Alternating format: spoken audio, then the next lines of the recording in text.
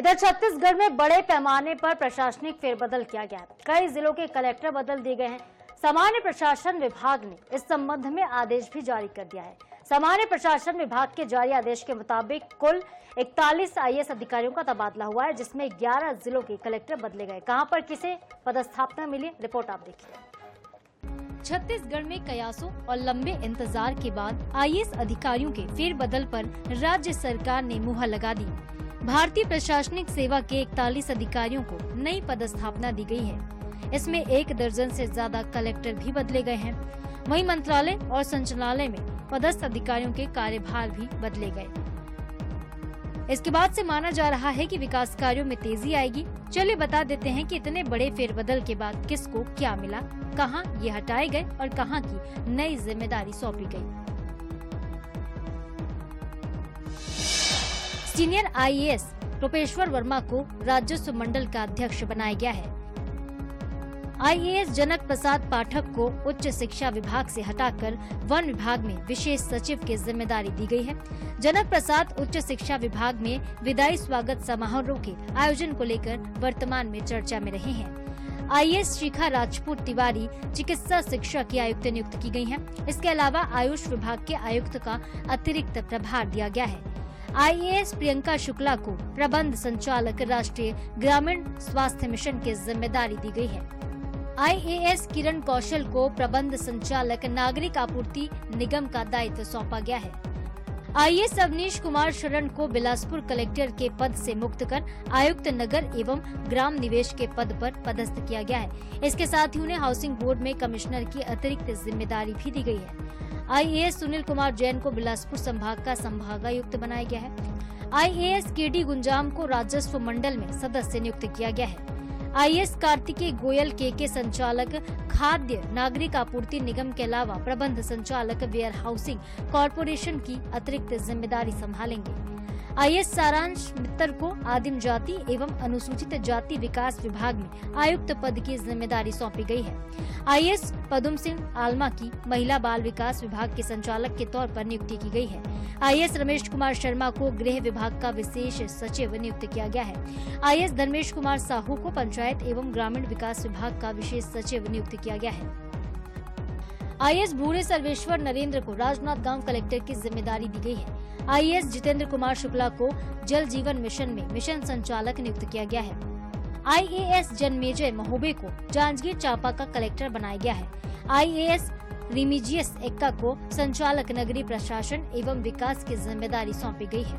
IAS Rajat Bansal को प्रबंध संचालक खनिज विभाग की जिम्मेदारी दी गई।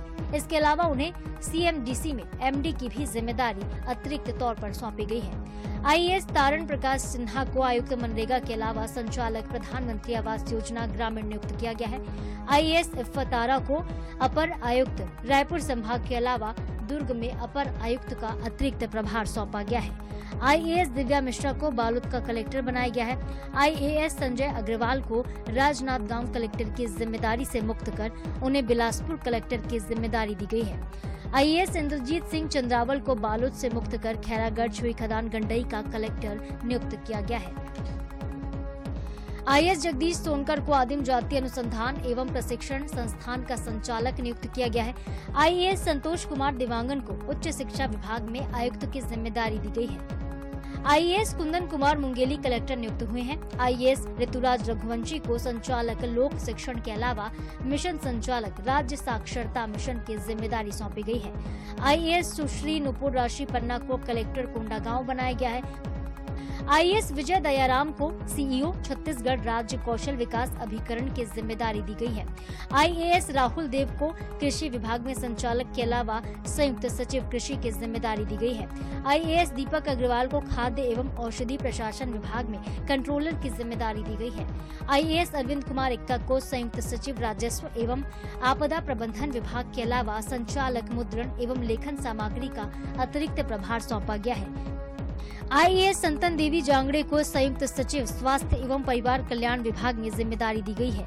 आईएएस डॉक्टर संजय कन्नौजे को सारंगढ़ बिलाईगढ़ का नया कलेक्टर नियुक्त किया गया है।